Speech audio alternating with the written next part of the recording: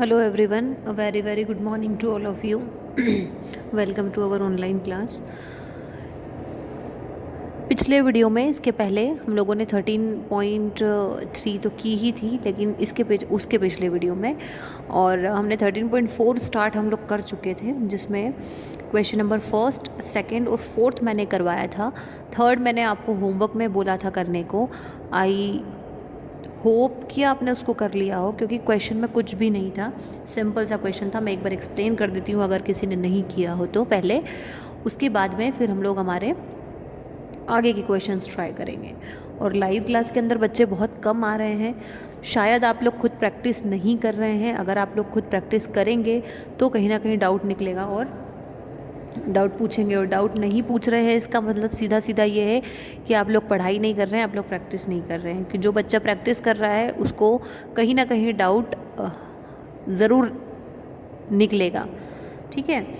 तो question number third में हमसे बोला गया था, find the total surface area of a hemisphere of radius 10 centimetre. Total surface area of hemisphere we have to find, and what is given?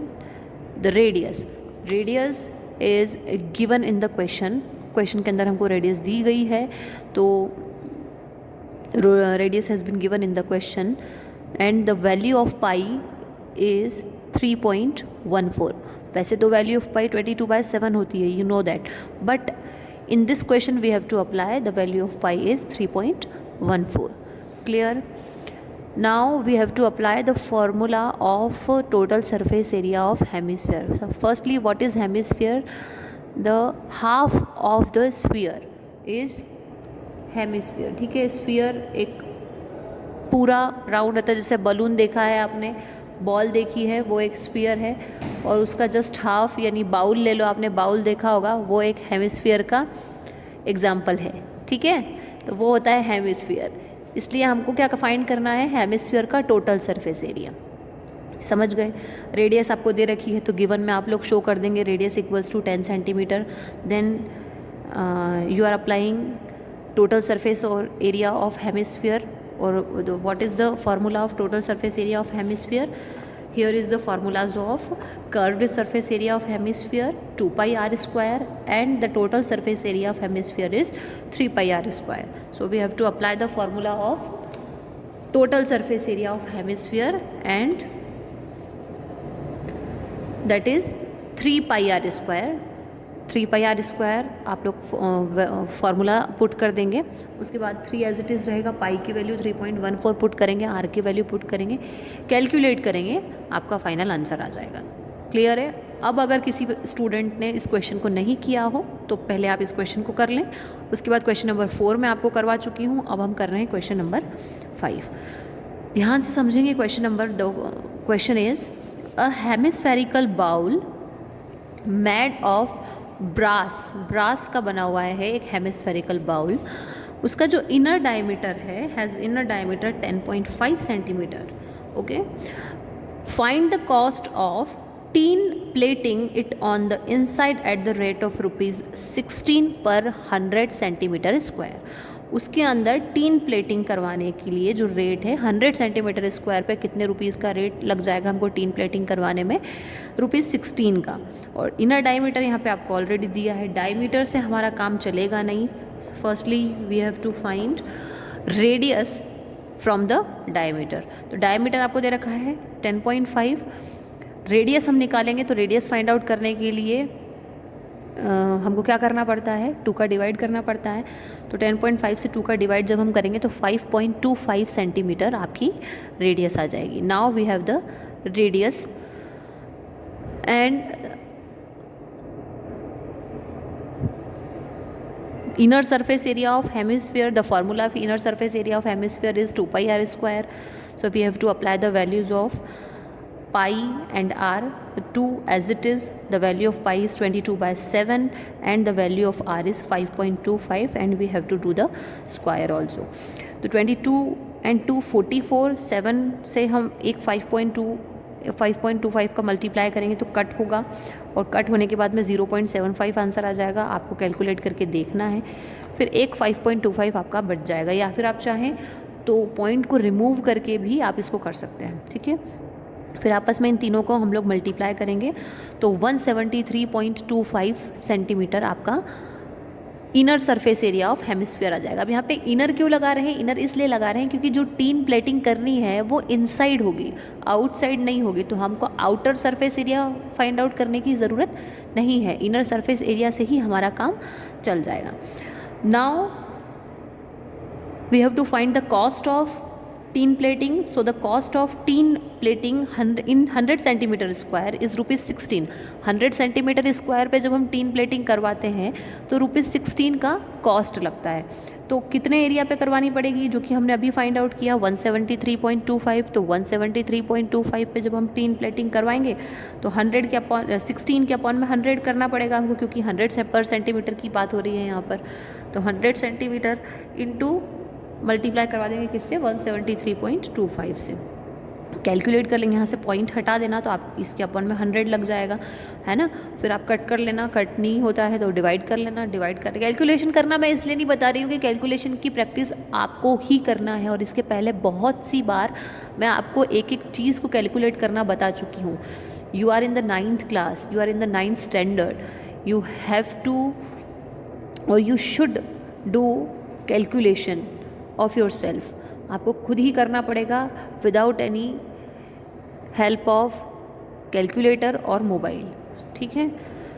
तो calculation जब आप करेंगे तो 27.72 समथिंग आपका रुपीज़ में आंसर आ जाएगा, जो कि आपका फाइनल कॉस्ट होगा कि 173.25 एरिया वाले बाउल पे जब हम इनसाइड एरिया वाले बाउल पे जब हम टीन प्लेटिंग करवाते हैं तो ₹16 पर 100 सेंटीमीटर के अकॉर्डिंग 27.72 रुपीज़ का कॉस्ट हमको आता है।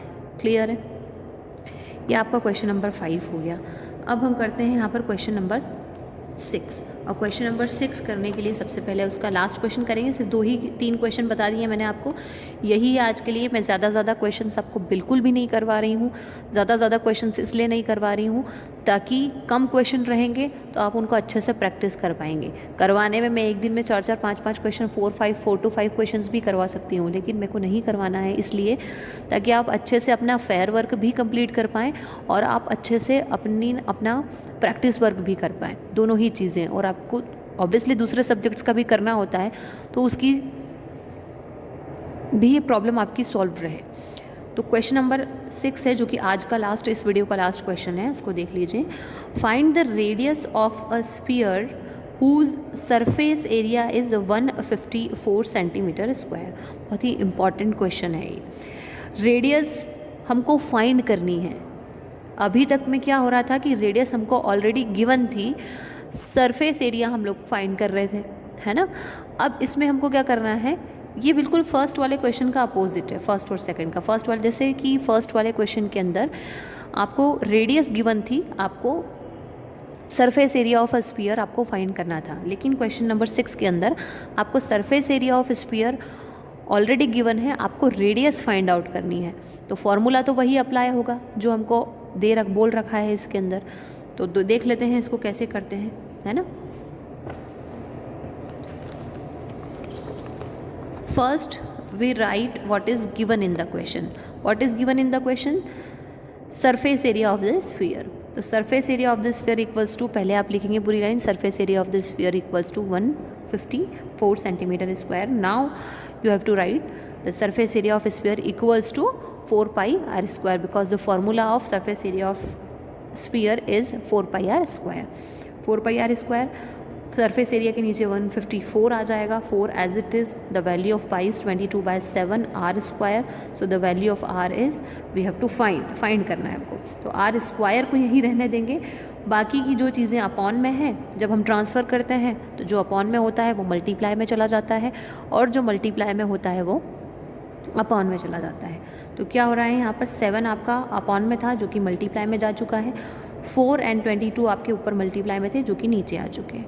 22 की टेबल से आप कट कर सकते हैं, आपको बड़ी टेबल लग रही है तो आप 2 की टेबल से भी इसको कट कर सकते हैं। जिस टेबल से आप कंफर्टेबल हैं, जिस टेबल से आप इजीली कट कर पाएँ, इजीली उसको सिंपलेस्ट फॉर्म में चेंज कर पाएँ, उस टेबल से आप कट कर सकते हैं। कोई कंपलसरी नहीं है कि 22 की टेबल से ही आपको इसको कट करना है।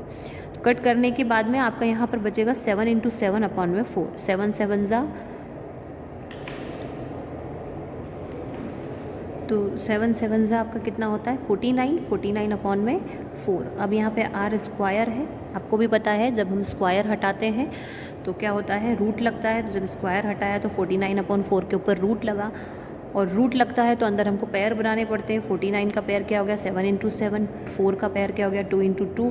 अब पेयर होता है तो एक ही चीज़ बाहर निकलती है। पाइथागोरस थ्योरम में हम लोगों ने इस कॉन्सेप्ट को बहुत अच्छे से सीखा है। तो 7/2 आपका बाहर निकल गया, और 7/2 को हम लोग 3.5 भी राइट कर सकते हैं, या फिर आप डिवाइड करके देखेंगे तब भी 3.5 ही आपका आएगा। तो 3.5 सेंटीमीटर आपकी यहाँ पर क्या हो गई, रेडियस हो गई। तो radius of the sphere is 3.5 centimetre. अब ये क्वेश्चन नंबर 6 तक हम लोग कर चुके हैं। आगे के क्वेश्चंस मैं करवा दूंगी, अगर आप खुद ट्राई करेंगे तो बहुत ही अच्छी बात है, बहुत बेटर है।